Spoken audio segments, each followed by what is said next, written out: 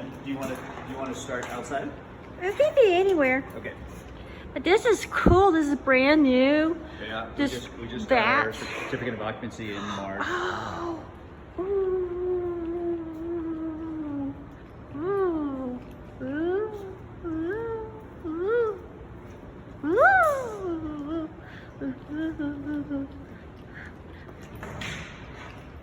Oh, look at the kettle. And oh, I gotta see it deep inside. Ooh.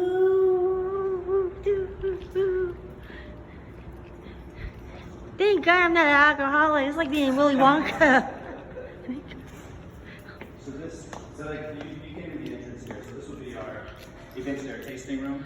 Ah, So I we'll knew build it. out like a countertop here, and then people can come and order, have a flight of tastings, and then they can buy our, anything we make here, really. So there's going to be some things we're going to make that are just and to draw people to the tasting room. It'll be exclusive to the tasting room. You can't buy it anywhere else. So we'll do like a seasonal liqueur, for example, spiced rum or something. We'll have a limited quantity. You know what? I have a sweet tooth. I gotta warn you. And I'm a party girl now because Charleston's a party town. Yeah. And I have a childhood friend who's a, kind of what I call a really kind of like a badass cop. And he used to be a Marine, and he knew a friend from the Marines who's Italian, and he takes Everclear and he uses it as a base to make his own homemade limoncello. Eventually we'll sell merch, hats and t-shirts, people can come. So, the other thing is, people come get off the plane, they're like, oh, where can I go to find something unique? They find us, they'll buy merch and bring it home. You do a tasting, say, hey, the tasting's X amount of dollars. We'll take that off of your first purchase, right? So it's voluntary purchase. My gift, me. And you got a foosball table? Yeah, and then that'll just be our office conference area. People come and they want to have a meeting, or we can do a press event, or things of that nature. So, and then this room is where the magic will happen, right? We'll develop new products. But Gio can tell you about the different parts if you like, if you want to know what each machine is. Okay, please do. All right, hey G, you're on. Starting with the mash tun. Okay.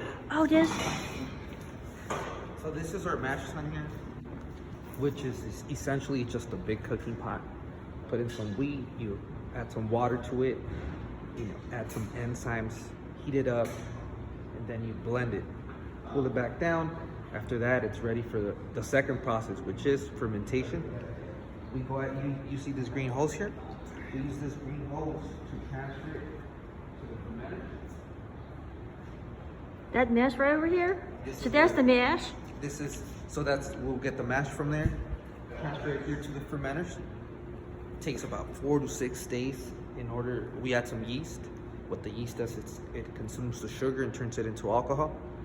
And then from there, it's ready for the third process, which is distilling. Transfer it here to the pot, heat it up to about 167 degrees. It goes through these plates, and these plates, they have what are called bubble caps. They're made out of copper. That's what separates the sulfites, the impurities from the alcohol.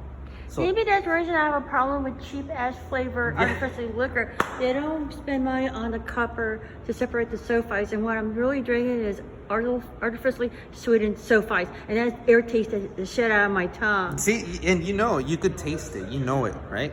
Now, at the end of this column, we have what's called a condenser, which changes vapor back into liquid, and so the vapor goes all through the bubble caps, through these columns, and at the end it comes out through here to this parrot beak, and we use this hydrometer to make sure it comes out at 190 proof.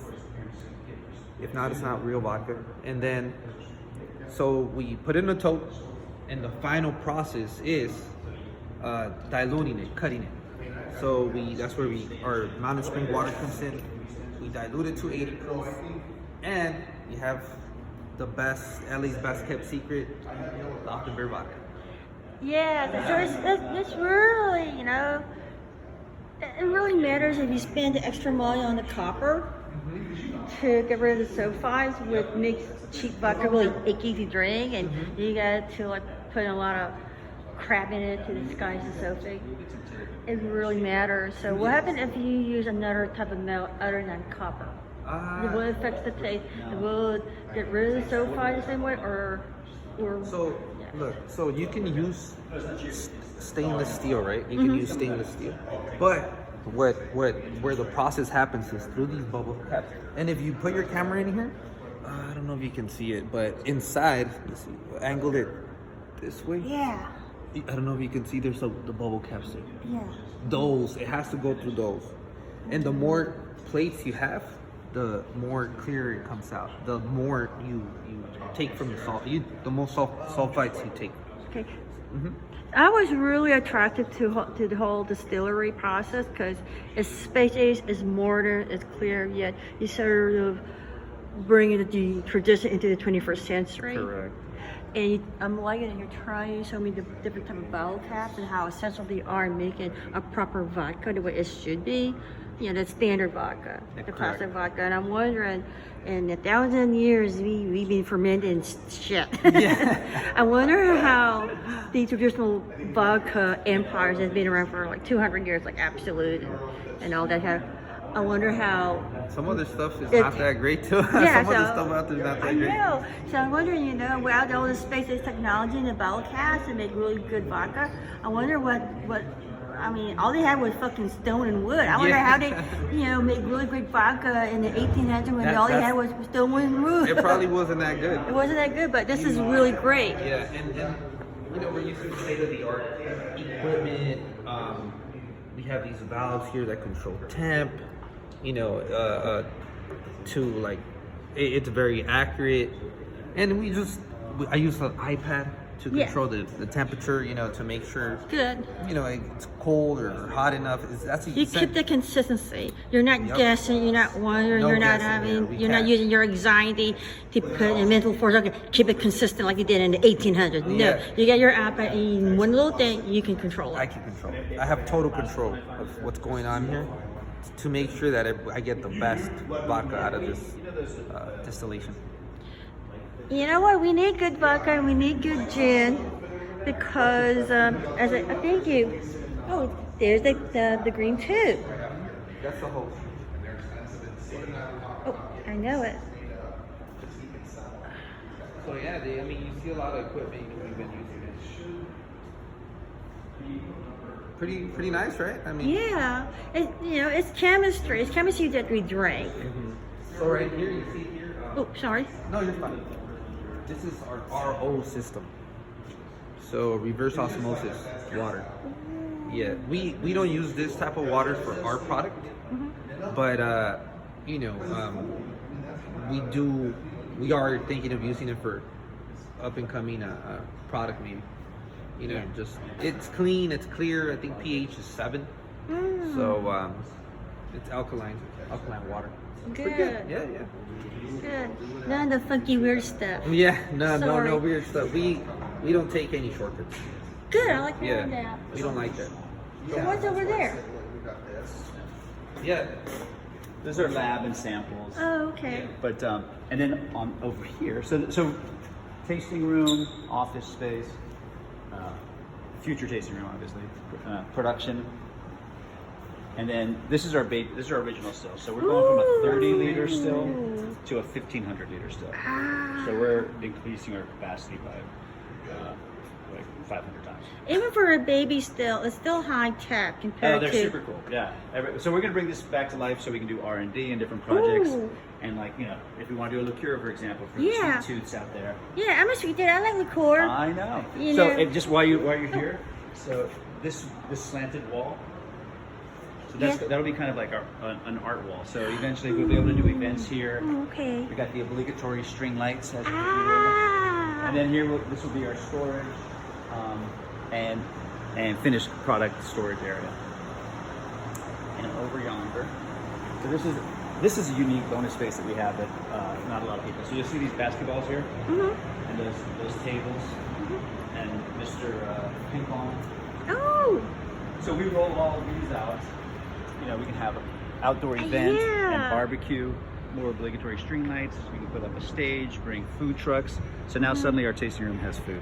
I Right? gotta tell you this, because I'm very adventurous and I like to party and I have a sweet tooth. Have you heard of Truly Hard Seltzer? Yes, yes, yes. Well, guess what? Truly Hard Seltzer has enough fucking money to open up their own chain of gastropubs. And their first one is next door across the street from Angel City Brewery at the corner of Alameda and I'm I sure think Angel 9th Street. City's like, why'd you do that to me? Yeah, exactly. And that's where all the Zen Zers who just turned 21, they're all going to the Truly Hard Seltzer gastropub. And guess what? They have 2 flavors of Truly Hard Seltzer and frozen slushy machines. Boo.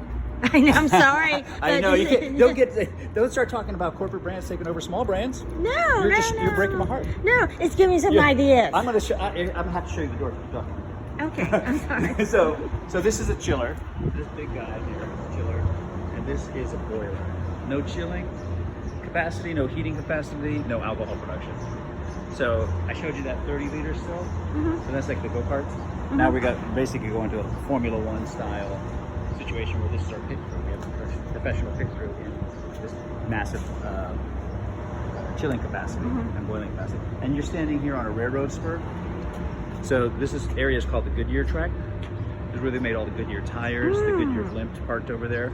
So the trains would come through Santa Fe Railway, they'd drop off the supplies and pick up the finished products, tires, take them to Detroit.